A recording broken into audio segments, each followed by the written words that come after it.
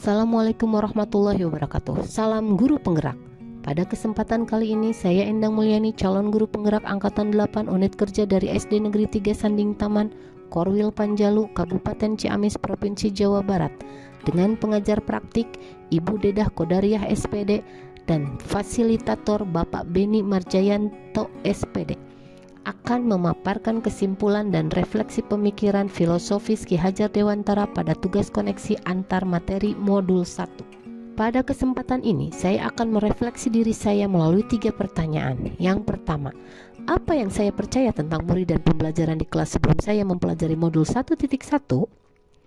Saya percaya tentang murid dan pembelajaran di kelas sebelum saya mempelajari modul 1.1 bahwa 1. Guru sebagai teacher center atau guru mendominasi proses pembelajaran. Dalam pembelajaran, saya terlalu banyak ceramah, siswa hanya duduk diam dan mendengarkan. Dampaknya, siswa pasif, mereka kurang bersemangat dalam belajar. Seperti guru melontarkan pertanyaan, apakah ada pertanyaan? Mereka hanya terdiam. 2. Pembelajaran terfokus pada ketercapaian materi dan KKM atau bahasa sederhananya, guru mengutamakan aspek kognitif saja. Pada hal ini, saya suka lupa bahwa pendidikan bukan hanya proses mentransfer ilmu, tetapi sejatinya ada aspek lain yang harus diperhatikan dalam belajar. Yang terakhir, guru kurang memahami karakteristik anak. Saya cenderung menyamaratakan kemampuan anak dengan melakukan pembelajaran sesuai zona nyaman saya, tanpa memperhatikan perbedaan anak. Berikut adalah gambaran suasana kelas saya sebelum saya mempelajari modul 1.1.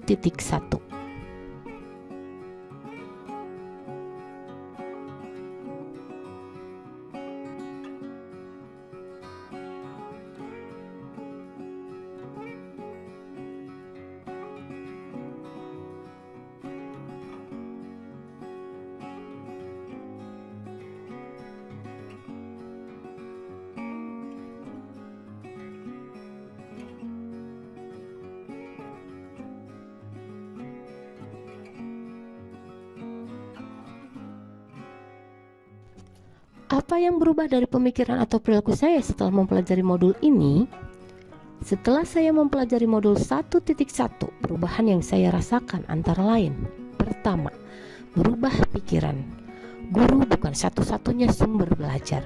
Apapun ada di sekitar kita bisa digunakan sebagai sumber belajar anak. Anak bebas memilih sumber apa dan dari mana sumber yang akan mereka gunakan untuk belajar. Pada hakikatnya, peran guru menuntun, mengarahkan mana yang baik dan mana yang tidak baik.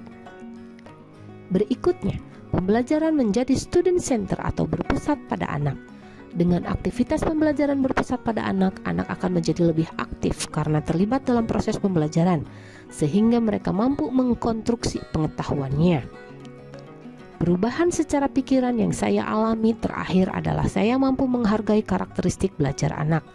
Anak terlahir berbeda, setiap individu memiliki keunikannya masing-masing. Saya sadar dengan adanya pembelajaran ini akan menjadi pembelajaran lebih berwarna dan bernilai. Seperti halnya seorang pamong, saya harus bisa menuntun anak sesuai dengan kodratnya.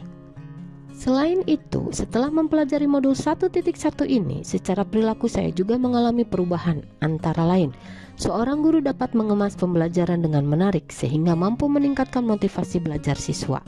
Berikutnya, dalam pembelajaran seharusnya guru dapat memerdekakan siswa. Salah satu contohnya, memberikan kebebasan dalam penyelesaian tugas dengan menyesuaikan minat, bakat, dan kreativitasnya masing-masing.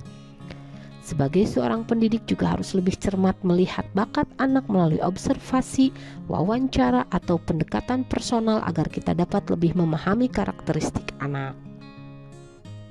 Apa yang dapat segera saya terapkan lebih baik agar kelas saya mencerminkan pemikiran Ki Hajar Dewantara? Upaya yang akan saya segera terapkan secara bertahap, bertingkat, dan berlanjut agar kelas saya mencerminkan pemikiran Ki Hajar Dewantara antara lain: yang pertama, merancang pembelajaran yang interaktif dan inovatif dengan melibatkan siswa. Yang kedua, berusaha mengimplementasikan pembelajaran berbasis kearifan lokal dengan budaya setempat. Hal ini penting untuk kita terapkan saat ini, mengingat perkembangan iptek tidak sedikit anak-anak hilang nilai-nilai budayanya. Di sini saya sebagai seorang guru berusaha memberikan penerapan materi terhadap kehidupan sehari-hari anak sesuai kearifan lokal budaya setempat. Yang ketiga, menerapkan konsep merdeka belajar dan mengintegrasikan setiap pembelajaran dengan pencapaian profil pelajar Pancasila. Konsep merdeka belajar mengajarkan kita bagaimana seorang pendidik memberikan kebebasan pada anak untuk dapat mengeksplorasi pengetahuannya agar mampu menghasilkan ide-ide inovatif dan kreatif dari mereka. Yang keempat, pembelajaran yang mengutamakan aspek budi pekerti. Pembiasaan-pembiasaan baik akan selalu saya teladankan kepada siswa tentang bagaimana mereka bersikap, tentang menjadi pribadi yang lebih baik. Tidak lagi menuntut, tetapi menuntun. Kita sebagai guru berperan sebagai pamong dalam penerapannya di kelas sesuai pengajaran dan pendidikan dari Ki Hajar Dewantara.